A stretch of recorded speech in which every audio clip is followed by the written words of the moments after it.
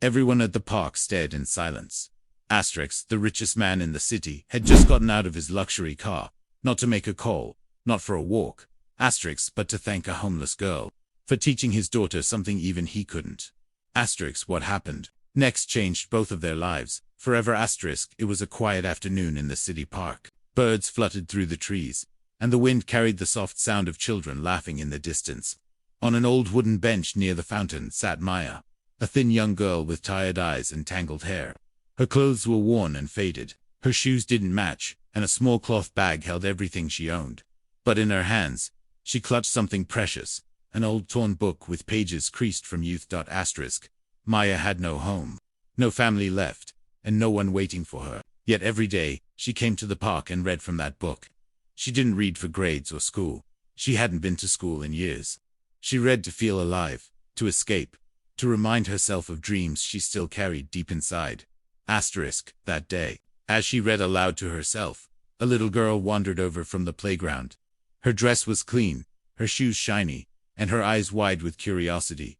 "What are you reading?" she asked softly. Maya looked up, surprised. No one ever asked her that. Asterisk, she smiled gently and showed her the book. It's a story about a girl who didn't have much, but she found something powerful inside her. Courage. The little girl sat down beside her without hesitation. Asterisk, and just like that, Maya began to teach. Letter by letter, word by word, she shared what she knew. She didn't care about how she looked, or what people thought. For a few precious moments, she wasn't homeless, she was a guide, a teacher, a friend. Asterisk, and that was the moment. Everything quietly began to change. Asterisk, what started as a single moment became a daily habit. Each afternoon, the little girl returned to the same bench where Maya sat with her book. Her name was Aliyah, full of energy and endless questions. She would sit cross-legged beside Maya, listening carefully as Maya read stories and explained words. The two became an unusual pair, one from a world of comfort, the other from survival. But somehow, they understood each other without needing to say much.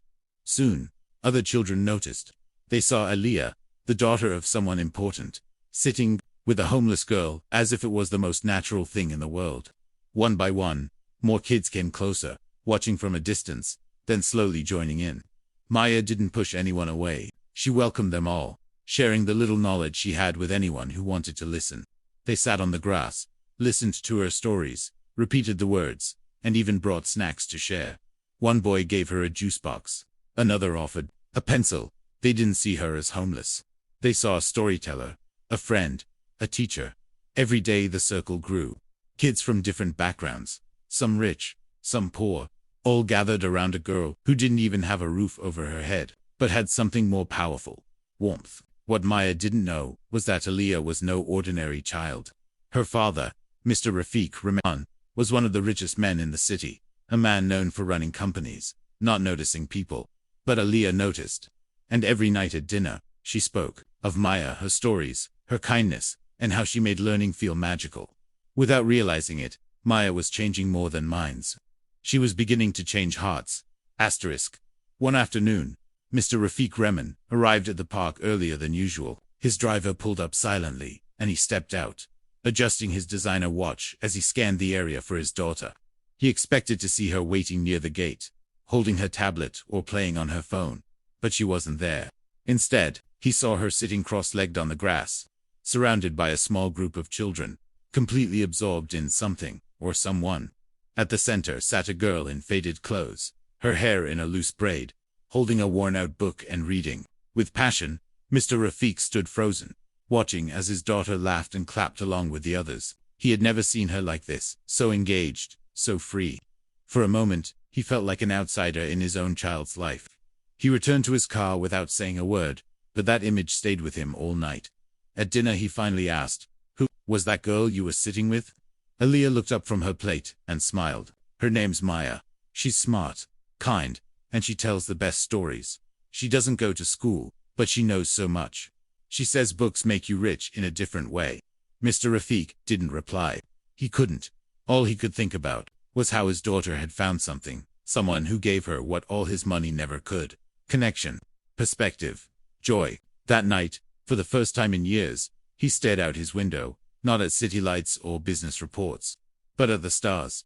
wondering how a girl with nothing could offer so much. Something inside him had shifted, and he didn't even realize. He was about to make a choice that would change two lives forever. The next morning, Maya sat on her usual bench, her old book balanced on her knees. The wind was gentle, and she was humming softly as she flipped the page. Around her, the park slowly came to life with footsteps, laughter, and distant traffic. But then, something unusual happened. A sleek black car pulled up to the park's edge. The kind of car Maya only saw in magazines. The back door opened slowly, and out stepped Mr. Rafiq Rehman. Sharp suit, polished shoes, and eyes scanning directly toward her. Maya froze. Her fingers clutched the book tighter. She'd seen him from afar once or twice, but never imagined he'd walk toward her. He stopped a few feet away and sat on the edge of the bench without saying a word. After a pause, he turned to her and spoke, his voice calm but full of weight. "You've been teaching my daughter," he said. Maya nodded slowly, unsure of what would come next. "She talks about you every day," he continued. "About your stories, your kindness, your strength."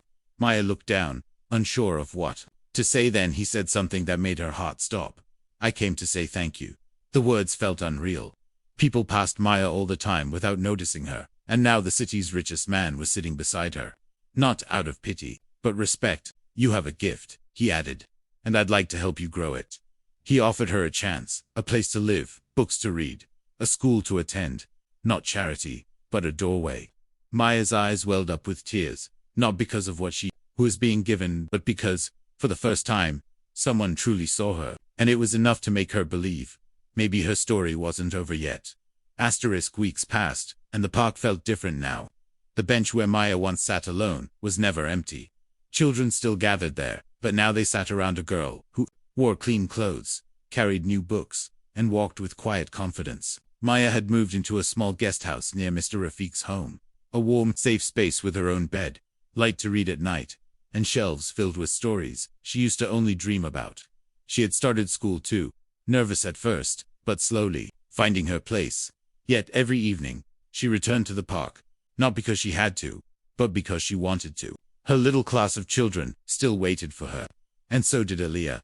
They sat together, just like before, reading, learning, laughing. Mr. Rafiq watched from a distance some days, and every time he did, he smiled. Something in him had changed. He no longer rushed through life. He took time with Aliyah, asked about her day, even read with her sometimes. Inspired by Maya, he funded a quiet corner of the park, benches, books, and free supplies for any child who wanted to learn. He called it Maya's Corner. The name was simple, but the message was deep. A place built, not with money, but with heart. Maya never forgot where she came from, but she also never let it define where she was going. One day, someone asked Mr. Rafiq why he had helped her. He looked out at the park, then at his daughter and Maya, sitting side by side, beneath the tree, and said softly, "I didn't change her life. She changed mine." And with that, a girl who once had nothing became a reason others found everything that truly mattered. If this story touched your heart, don't forget to like, comment, and share with someone who needs it. For more real and powerful stories. Subscribe to Moments Retold, and never miss a moment worth remembering.